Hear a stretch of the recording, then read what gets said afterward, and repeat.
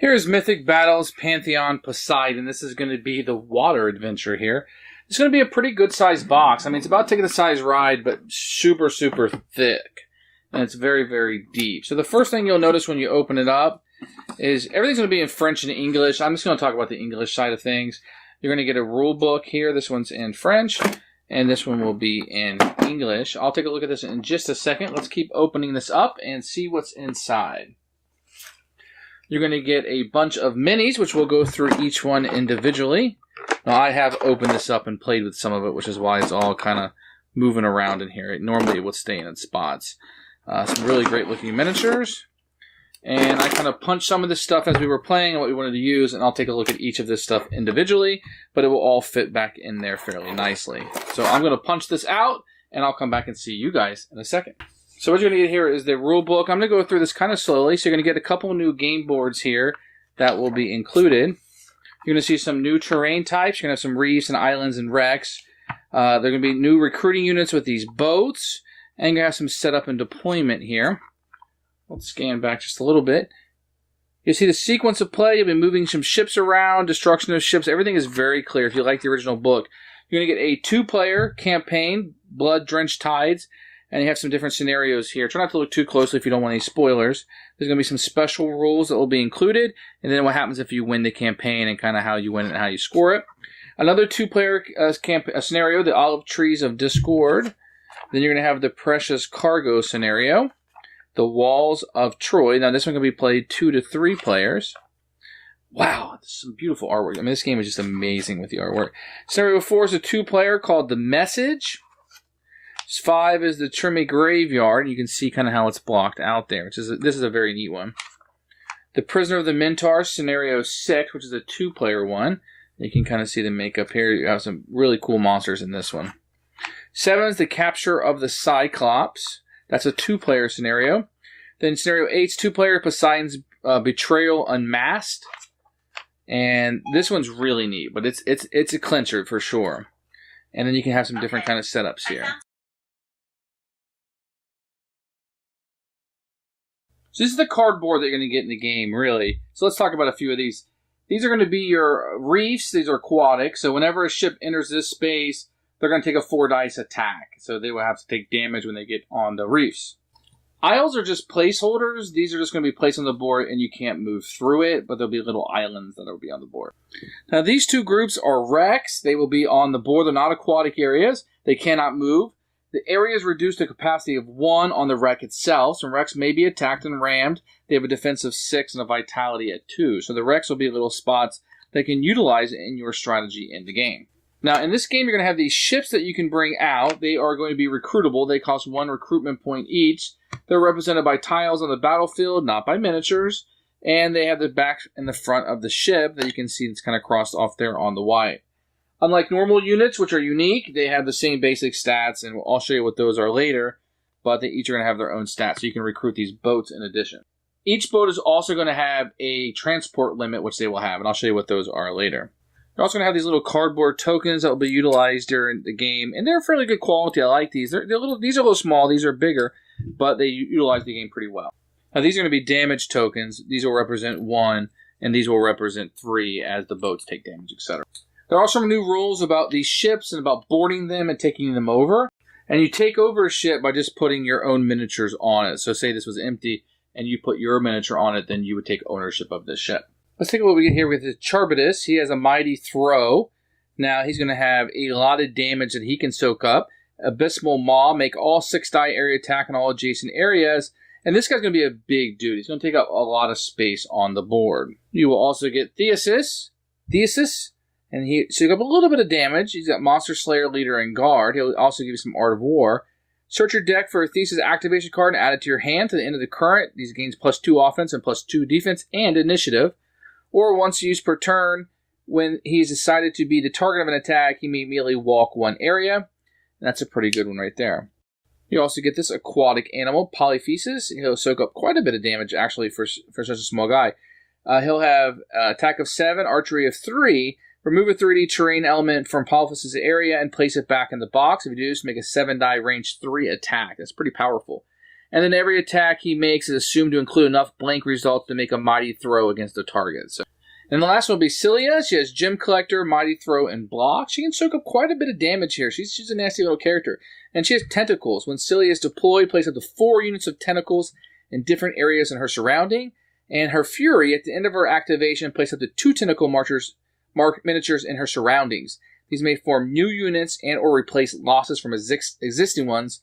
She may not have more than 4 units of tentacles in play at once. So she can only have 4, but that represents what she does. Let's take a look at this artwork and cards that you get. So you're going to get 4 Theseus cards. These match the original. You're going to get the 4 Poseidon cards. Polyphemus is in here. Charybdis, and I'm sure I'm just butchering these things to no end. And he's pretty much just an open mouth with teeth. And Cilia, and she's a nasty little beast. And I got some harpies in here. And the sirens, we're going to get those cards added to it. Wow, that's just creepy. I know that's her face, but that's the fake face. Ugh. And we'll get some units here. We're going to get the harpies, which will have torment. The sirens that you see. The Cilia, her tentacles that will act that way. So these are the cards that we'll be adding to the game. You also get some additional brown clips and some blue gems that will be included in it. These match up with in the rest of the game. Well, let's look at the miniatures in this game and see what you get. I just find this miniature right here probably one of my favorites. I mean, the way these tentacles just come out are just amazing to me. And you can see the attention to detail on this thing. You see the bumps and the raises on this. It's just phenomenal. I cannot wait to see this guy painted up. And take a closer look at his body and kind of what he looks like. You can just see the mass there. Wonderful, wonderful. So you get 6 pieces to the tentacle. You're going to get 2 of each that will be on there. So I'm going to show you 1 of each. This is just a nasty little tentacle that's coming up. But these little spikes are really nice. I mean, I can rub my fingers on them and they're not going to break. It's just an amazing piece. When you put this on the board, it just looks phenomenal. And sometimes I like to swap these out just based on my story, even though they all play the same. And it's totally cosmetic, just to kind of say like she's moving almost when I'm playing. I think it's just phenomenal that you have these extra pieces. You never have more than 4 on the board, but you can definitely make it cosmetically look as fantastic as you want. And here she is. I mean, she is a beautiful, beautiful creature. You can kind of see how she comes down, and then obviously the tentacles will be like next to her on the board. And she's just fantastic with that natty hair. And she looks great. How her hair comes down and just covers her up. And you think she's like a beautiful thing. And you see that evil, evil face. And she just kind of comes after you. And this is a very, very cool piece. And I like how the tentacles are separate. Just what a great design. I did want to point out that Poseidon does come with a trident with his hand attached to it. It is the one piece that you do have to put together. This is not broken. It comes this way together. And you kind of have to put him in there. I haven't put mine in there because I'm not ready to paint it and store it yet. But when I do, I'll have him permanently put on. Taking a break from the miniatures just for a second, this is going to be the board that you're going to be utilizing for the water. You're going to see a lot of 3s on here. On the edges, you're going to have a little bit of land. Now, this is a double-sided map. The other side's going to be a little bit more land with some grass associated with it over here. You're going to have some buildings, some rock here, and some water attached to it to foreshadow that you're going to be on an island. So, very cool little board. I like this one quite a bit. You can still have the boats. On the flip side, you have more of that naval battle that you saw in the rulebook. But here is this nasty pit that you have in this game. Now, this is the mouth with teeth that I showed you the card on earlier. It just kind of sits down here. It does take up quite a bit of real estate on the board. It's really sharp teeth. This is really neat. And the better you paint this, I think the more fun you're going to have with it. Now, you are going to get 2 of these flying contraptions that will be in here. These are rather small. You can see the wings have a lot of lifespan and they're really skinny. These are the harpies. But they do look great. Kind of sitting on this rock, and I think they have a really good pose to them. They have that long neck, although I'm not crazy about the face myself. But look at this guy. This guy's a beast. He reminds me of something right off Pirates of the Caribbean, but a nastier way of it. You can just see the raw power that he has and the foresight in his head and just kind of this big anchor thing he's got on the skull there. Like, you know he's coming to you. Look at those feet. And he's not up to any good. He has no compassion for you whatsoever. You are going to get 4 of these sirens in the game. Just kind of crawling along. I don't know if I like this base all that much. It makes them look even smaller than perhaps they are. But if they were sitting on top of some rocks, I think they look really cool. Probably my least favorite miniature I've seen in the series personally, but you may really like these, especially if you paint this up, the base up really well.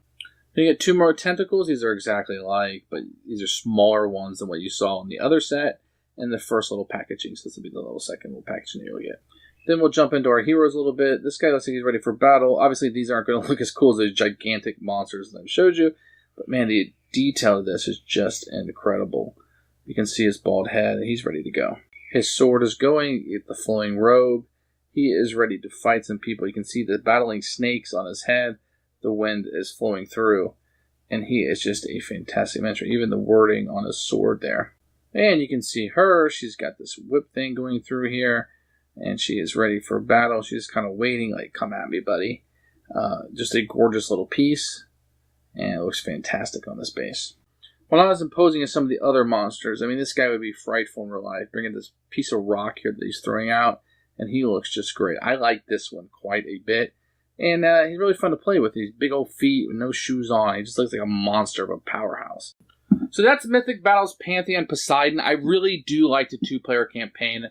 I went through and played a lot of those scenarios. I really like this game as a 2-player game, and it works. I like the addition of the boats. It gives me something else to recruit. This has this really neat feeling that the other ones don't give you because it is different and it feels different. I like some of those big, bad nasties that are in that big mouth with all those teeth is really cool. And I like those tentacles coming up. It tells a really fantastic story.